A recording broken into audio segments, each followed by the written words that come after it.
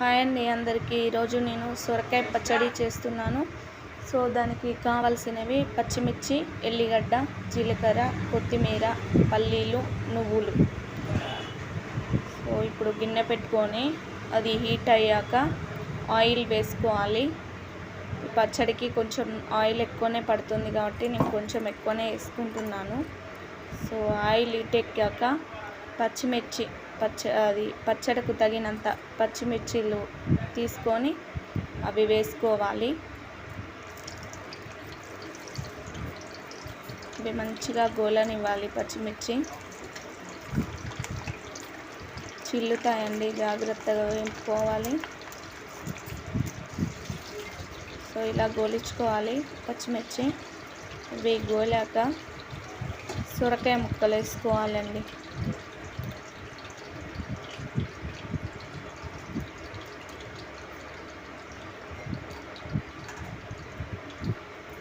అదే ఆయిల్లో సొరకాయ ముక్కలు వేసుకోవాలి. ఈ సైజులో కట్ చేసుకుంటే సరిపోతుంది.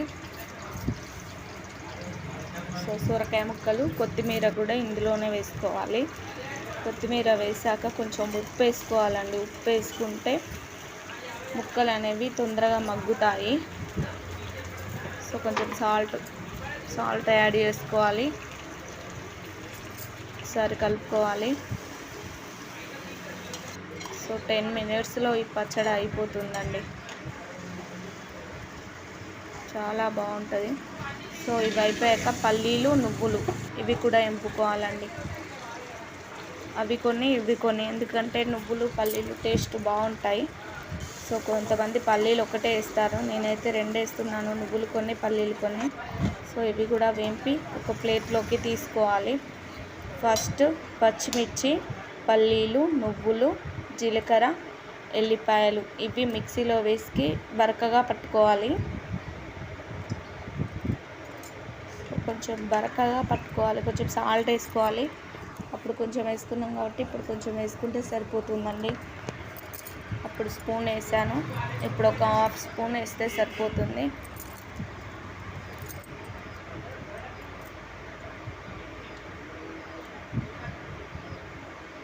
మీరు ఇలా ట్రై చేయండి.